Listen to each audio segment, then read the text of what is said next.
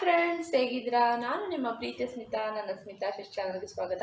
ಇವತ್ತಿನ ವಿಡಿಯೋದಲ್ಲಿ ನಾನು ಕ್ವಿಕ್ ಆಗಿ ಈಸಿಯಾಗಿ ವೆಜ್ ಫ್ರೈಡ್ ರೈಸ್ನ ಮಾಡೋದು ಯಾವ ರೀತಿ ಅಂತ ಹೇಳ್ಬಿಟ್ಟು ತಿಳಿಸ್ಕೊಡ್ತೀನಿ ಫ್ರೆಂಡ್ಸ್. ಆ ವಿಡಿಯೋನ ನೋಡ್ಕೊಂಬರೋಣ ಅಲ್ಲ, ಬನ್ನಿ.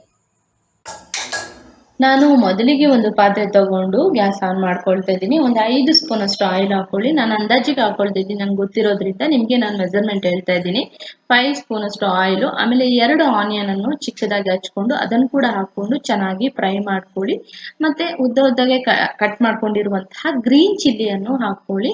ಅದನ್ನು ಕೂಡ ಹಾಕಿ ಚೆನ್ನಾಗಿ ಫ್ರೈ ಮಾಡ್ಕೊಳ್ಳಿ. ಯಾವುದೇ ಐಟಮ್ ಅನ್ನು ಕೂಡ ನೀವು ಒಂದೊಂದು ನಿಮಿಷ ಫ್ರೈ ಮಾಡ್ಕೊಳ್ಳಿ. ಹಾಕಿದಾಗ ಚೆನ್ನಾಗಿ ನೀವು ನೋಡ್ತಾ ಇರ್ಬೋದು. ಅದೇ ರೀತಿ ಶುಂಠಿ ಬೆಳ್ಳುಳ್ಳಿ ಪೇಸ್ಟ್ ನಾನು ಮನೆಯಲ್ಲೇ ಫ್ರೆಶ್ ಆಗಿ ಮಾಡ್ಕೊಂಡಿರುವಂಥದ್ದು, ಅದನ್ನು ಕೂಡ ನಾನು ಹಾಕ್ತಾ ಇದ್ದೀನಿ. ಹಾಕಿ ಅದನ್ನು ಕೂಡ ಫ್ರೈ ಮಾಡ್ಕೊಳ್ಳಿ ಚೆನ್ನಾಗಿ. ನೀವು ಹಾಕಿದ ನಂತರ ನಾನು ವೆಜಿಟೇಬಲ್ ಫ್ರೆಶ್ ಆಗಿರುವಂಥ ವೆಜಿಟೇಬಲ್ ಹಾಕ್ತಾ ಇದ್ದೀನಿ. ಕ್ಯಾರೆಟು, ಬೀನ್ಸು, ಕ್ಯಾಪ್ಸಿಕಮ್ಮು, ಕ್ಯಾಬೇಜನ್ನು ಹಾಕ್ತಾ ಇದ್ದೀನಿ. ಅದನ್ನು ಕೂಡ ಸ್ಲೈಸ್ ಆಗಿ ನಾನು ಕಟ್ ಮಾಡ್ಕೊಂಡಿದ್ದೀನಿ. ಅದನ್ನು ಹಾಕಿ ಚೆನ್ನಾಗಿ ಫ್ರೈ ಮಾಡ್ಕೊಳ್ಳಿ. 1 ನಿಮಿಷದಷ್ಟು ಚೆನ್ನಾಗಿ ಫ್ರೈ ಮಾಡ್ಕೊಳ್ಳಿ ನೀವು. ಸಾಲ್ಟು 2 ಸ್ಪೂನ್ ಅಷ್ಟು ಸಾಲ್ಟ್ ಹಾಕ್ತಾ ಇದ್ದೀನಿ. ನಿಮಗೆ ರುಚಿಗೆ ತಕ್ಕಂತೆ ಹಾಕೊಳ್ಳಿ. ನೀವು ಎಷ್ಟು ಮಾಡ್ಕೊಳ್ತಿದ್ರೆ ಅಷ್ಟು ಹಾಕಿ ಅದನ್ನು ಕೂಡ ಫ್ರೈ ಮಾಡ್ಕೊಳ್ಳಿ. ಮತ್ತೆ ಗ್ರೀನ್ ಚಿಲ್ಲಿ ನೀವು ನೋಡ್ತಾ ಇರ್ಬೋದು, ಗ್ರೀನ್ ಚಿಲ್ಲಿ ಸಾಸ್ ಇದನ್ನು ಕೂಡ ನಾನು 1 ಸ್ಪೂನ್ ಅಷ್ಟು ಹಾಕಿ ಫ್ರೈ ಮಾಡ್ತಾ ಇದ್ದೀನಿ. ನಾನು ಎಲ್ಲವನ್ನು ಕೂಡ ನಿಮಗೆ ಮೆಜರ್ಮೆಂಟ್ ಹೇಳ್ತಾ ಇದ್ದೀನಿ, ನಾನು ಅಂದಾಜಿಗೆ ಹಾಕ್ತಾ ಇರೋದ್ರಿಂದ. ಮತ್ತೆ 1/4 ಸ್ಪೂನ್ ಅಷ್ಟು ಸೋಯಾ ಸಾಸ್ನ ಹಾಕ್ತಾ ಇದ್ದೀನಿ.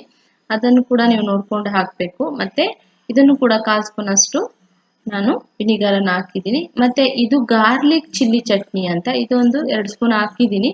ಆಪ್ಷನಲ್, ಹಾಕಿದ್ರೆ ಹಾಕಿಲ್ಲಾದ್ರೆ ಪರವಾಗಿಲ್ಲ, ಏನು ತೊಂದರೆ ಇಲ್ಲ. ಇದ್ದವ್ರು ಹಾಕ್ಬೋದು, ಇಲ್ಲಾಂದ್ರೆ ಅವಶ್ಯಕತೆ ಇಲ್ಲ. ನಾನು ಸ್ವಲ್ಪ ರೆಡ್ಡಿಶ್ ಆಗಿರಲಿ ವೆಜ್ ಫ್ರೈಡ್ ರೈಸ್ ಅಂತ ಹೇಳ್ಬಿಟ್ಟು ಈ ರೀತಿ ಹಾಕ್ತಾ ಇದ್ದೀನಿ. ಮತ್ತೆ ನಾನು ನೋಡಿ ಟೊಮೊಟೊ ಸಾಸ್ ಅನ್ನು ಕೂಡ ಹಾಕ್ತಾ ಇದ್ದೀನಿ. ಅದು ಒಂದು 2 ಸ್ಪೂನ್ ಅಷ್ಟು ಹಾಕ್ತಿದ್ದೀನಿ. ಸ್ವಲ್ಪ ಸ್ವೀಟ್ ಆಗಿದ್ರೆ ಮಕ್ಕಳಿಗೆ ಇಷ್ಟ ಆಗುತ್ತೆ ಅನ್ನೋ ಒಂದಿದ್ರಿಂದ ನಿಮಗೆ ಬೇಕಿದ್ರೆ 1 ಸ್ಪೂನ್ ಹಾಕಿದ್ರು ಸಾಕು.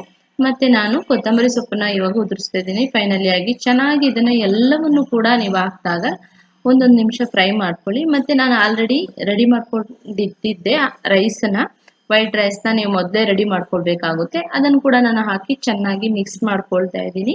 ನೀವು ನೋಡ್ತಾ ಇರ್ಬೋದು ಇವಾಗ ರೆಡಿ ಆಗಿದೆ. ಗೋಬಿ ಒಟ್ಟಿಗೆ ಮತ್ತೆ ಟೊಮೆಟೊ ಸಾಸ್ ಒಟ್ಟಿಗೆ ತಿನ್ನಕ್ಕೆ ರೆಡಿ ಆಗಿದೆ. ಇಷ್ಟ ಆಗಿದೆ, ಏನು ಮಾಡಬೇಕಂತ ಗೊತ್ತಲ್ಲ, ಲೈಕ್ ಮಾಡಿ, ಶೇರ್ ಮಾಡಿ, ಸಬ್ಸ್ಕ್ರೈಬ್ ಮಾಡಿ ಅಂತ ಹೇಳಿ ಇಲ್ಲಿಗೆ ನನ್ನ ವಿಡಿಯೋನ ಸ್ಟಾಪ್ ಮಾಡ್ತೀನಿ ಫ್ರೆಂಡ್ಸ್. ಎಲ್ಲರಿಗೂ ನನ್ನ ಪ್ರೀತಿಯ ಧನ್ಯವಾದಗಳು.